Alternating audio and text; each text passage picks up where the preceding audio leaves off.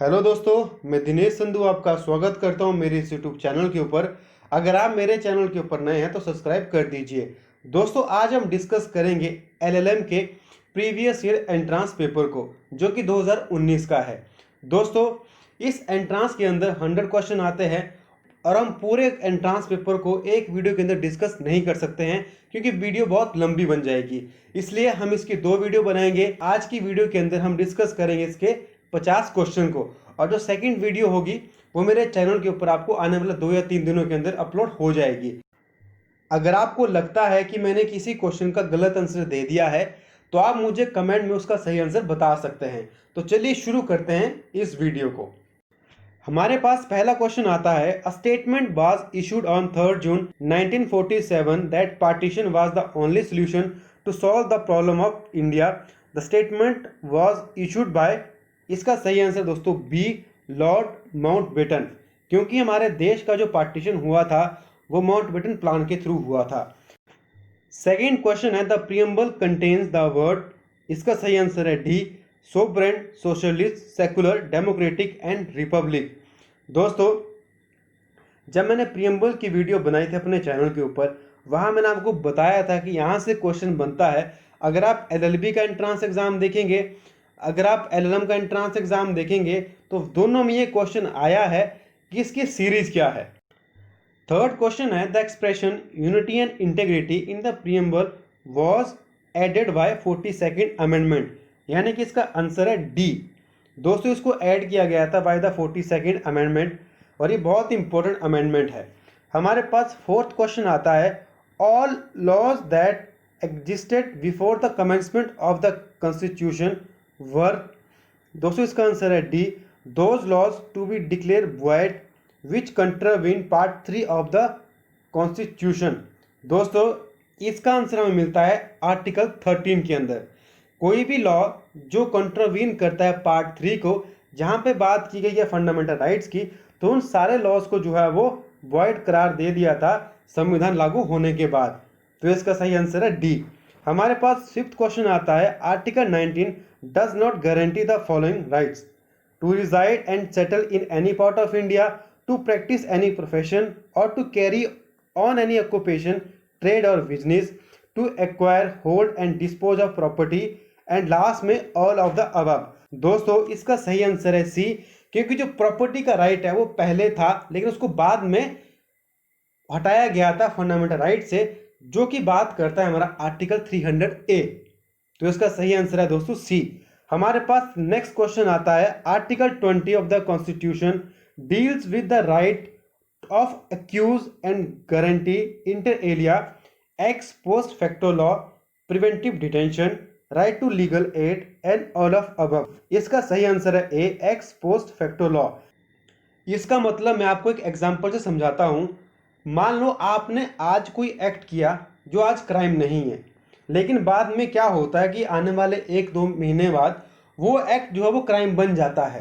तो बाद में जो काम आपने आज किया है, तो कोई भी लॉ आपको उस काम के लिए लायबल नहीं कर सकता है।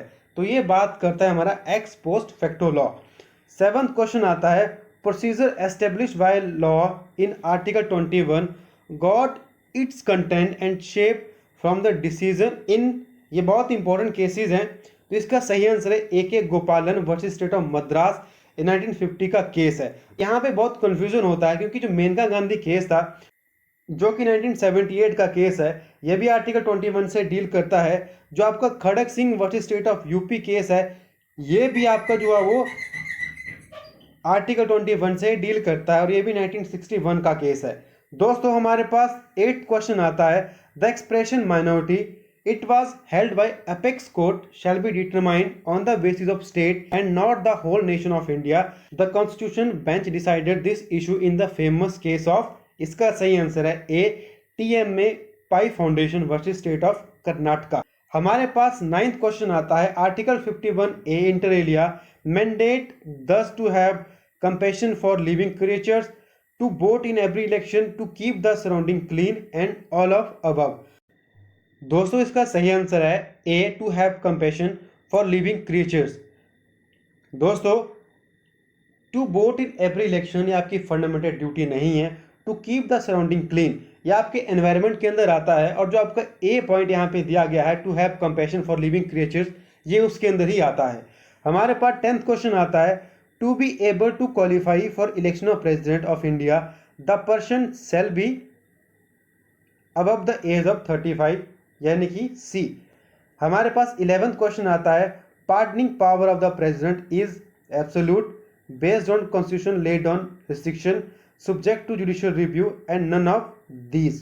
दोस्तों, जो पार्डनिंग पावर होती है प्रेसिडेंट की, उसको डिफाइन किया गया है आर्टिकल 72 के अंदर, और यहाँ पे जो एब्सोल्यूट ऑप्शन दिया गया है, तो pardoning power of the president जो है वो एब्सोल्यूट कभी भी नहीं हो सकती है, क्योंकि जो आपका प्रेसिडेंट है वो काम करता है by the advice of council of minister.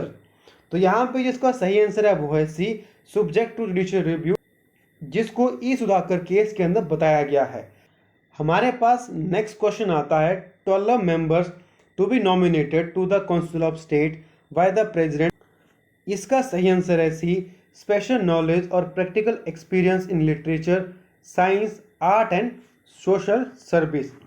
हमारे पास नेक्स्ट क्वेश्चन आता है which of the following statement is false. Money bill shall be introduce in council of states, यानी कि Rajya Sabha. B, a bill in parliament shall not lapse by reason of prorogation of the house. C, a bill pending in the council of state which has not been passed by the house of people shall not lapse on the dissolution of house of the people. And D, a will shall not be deemed to be a money bill by reason only that it provide for imposition of fine.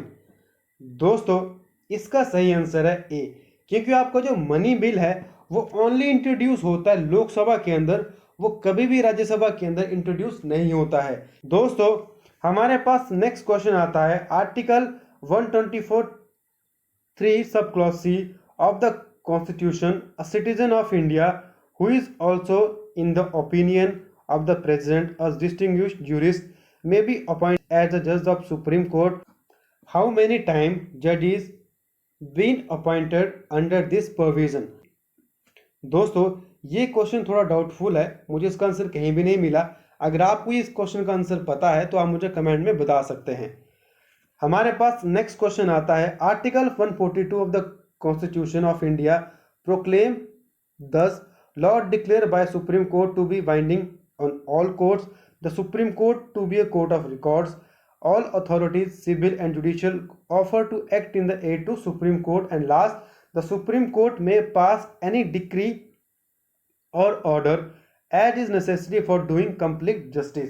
दोस्तों, इसका answer है D, the supreme court में pass any decree और order as necessary for doing complete justice. हमारे पास next question आता है the constitution of India has a number of schedules appended to it, the number of schedules are 12, यानी कि सी। हमारे पास नेक्स्ट क्वेश्चन आता है the following statement concern the recently introduce goods and services tax, which of the statement is true.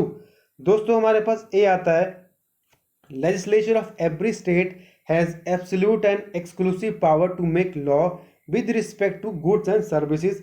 B, parliament has exclusive power to make laws with respect to goods and services tax where the supply of goods or services of take place in the course of interstate trade or commerce. C, the goods and services tax is levied on petroleum, crude and natural gas. And D, all of above. दोस्तों, इसका सही answer है B, कि parliament की एक exclusive power होती है law बनाने की in respect to goods and services tax. हमारे पास नेक्स्ट क्वेश्चन आता है article 300A gives a right to property, the placing of right means that. दोस्तों, इसका सही आंसर है A, shift of the right to property from fundamental right to constitutionally recognise legal right. हमारे पास next question आता है the doctrine of basic structure of constitution is delineated. इसका सही आंसर है B, was the judicial creation. हमारे पास अगला question आता है proclamation of emergency under article 352।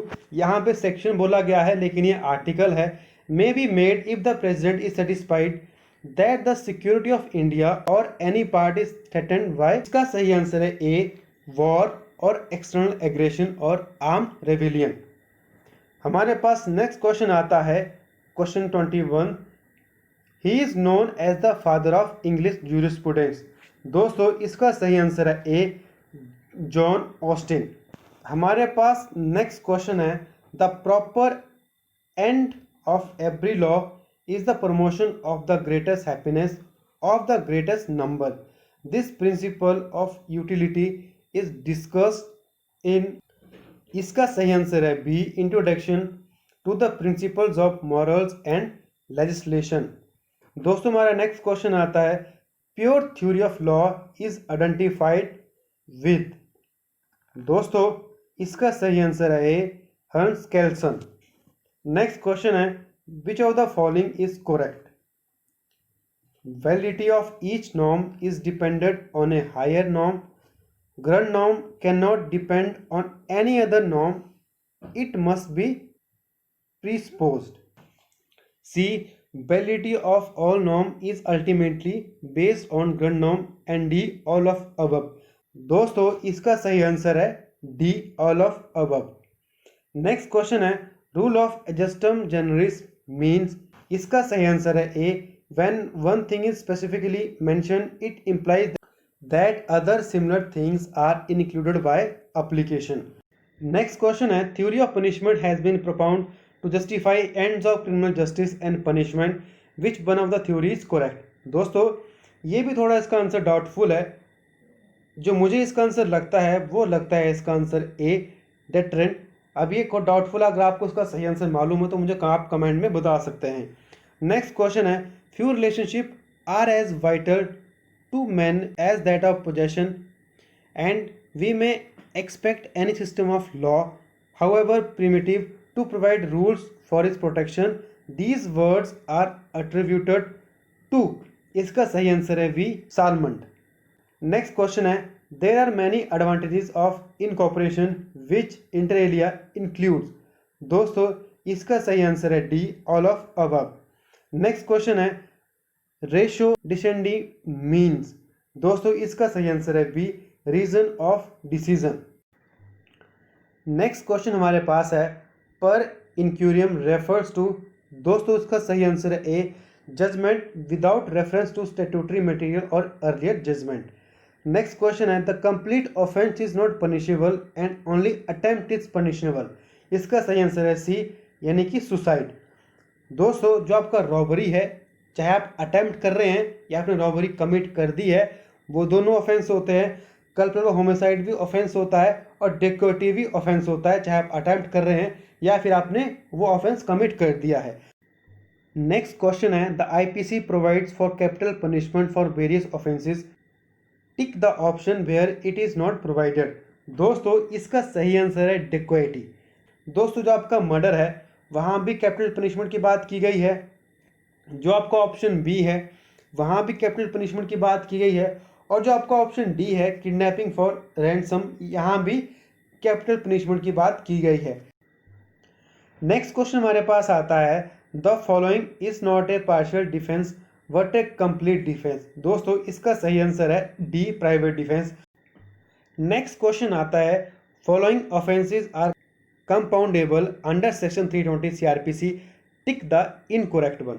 दोस्तों इसका सही आंसर है A, offences under section 498 A IPC. दोस्तों जो आपका वॉलंटरी कॉजिंग हर्ट है अंडर सेक्शन 323, और जो आपका थेफ्ट है अंडर सेक्शन 379, और जो आपका क्रिमिनल ट्रेसपास है अंडर सेक्शन 448, ये सारे कंपाउंडेबल ऑफेंसेस होते हैं। नेक्स्ट क्वेश्चन हमारे पास आता है, marital rape exception is not available in a case of. इसका सही आंसर है A, wife under 15 years of age. दोस्तों अगर आप अपनी वाइफ के साथ जिसकी एज 15 साल से कम है उसके साथ विदाउट हर कंसेंट आप जो है वो फिजिकल रिलेशन बनाते हैं तो वो मैरिटल रेप के अंदर आता है। अगर वहाँ पे आपकी वाइफ की एज 15 साल से कम है तो वहाँ पे जो एक्सेप्शन होती है वो वहाँ पे अवेलेबल आपके लिए नहीं होती है।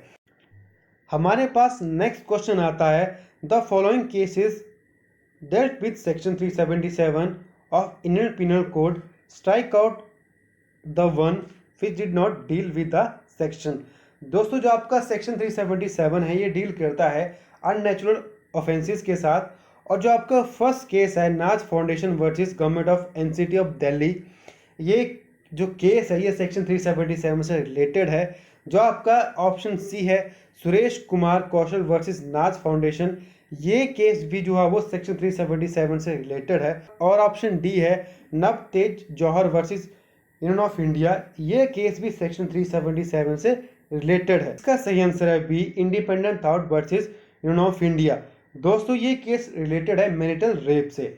नेक्स्ट क्वेश्चन हमारे पास आता है the accused Santokh Singh had given false evidence against Izhar Hussain by falsely identifying him in an identification parade, what is the liability of Santokh Singh.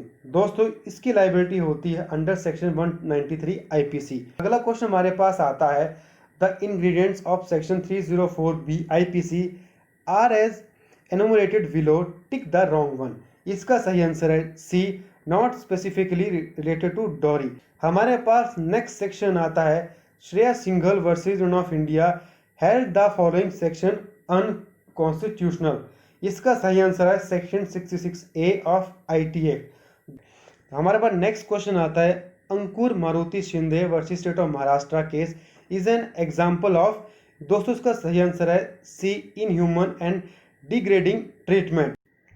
हमारे पास नेक्स्ट क्वेश्चन आता है the parliament enacted subsection 4 of section 46 CRPC for the following. दोस्तों इसका सही answer है D no women shall be arrested after sunset and before sunrise. लेकिन दोस्तों ये जो है वो एब्सोल्यूट प्रिंसिपल नहीं है।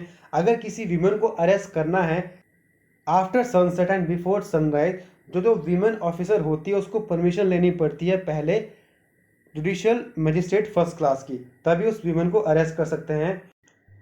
नेक्स्ट क्वेश्चन है following are the cardinal principle of fair trial, tick out the one which is not. दोस्तों ये भी क्वेश्चन थोड़ा डाउटफुल है, हालांकि जो मुझे इसका आंसर लगता है वो है सी। हालांकि अगर आपको इसका सही आंसर मालूम है तो मुझे कमेंट में बता सकते हैं। नेक्स्ट क्वेश्चन हमारे पास आता है Lalita Kumari versus state of UP deals with the following issue. दोस्तों इसका सही आंसर है registration of first information report यानी कि FIR।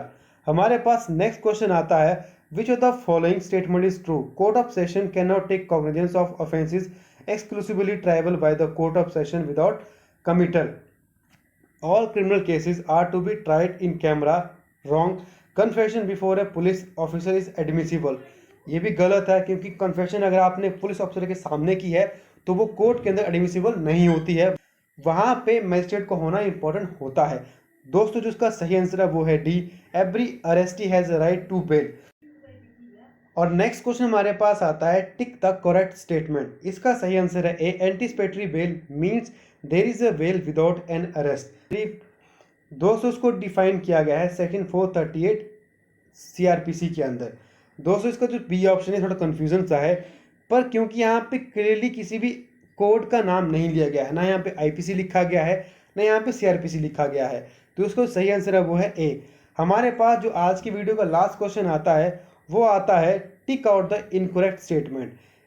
Section 357 CRPC empower the court to grant compensation, power of magistrate or judge to grant compensation under section 357 subsection 3 is discretionary, c section 357A deal with victim compensation scheme, and d if compensation however inadequate is given under section 357 no compensation to be given under 357A। इसका सही answer है D.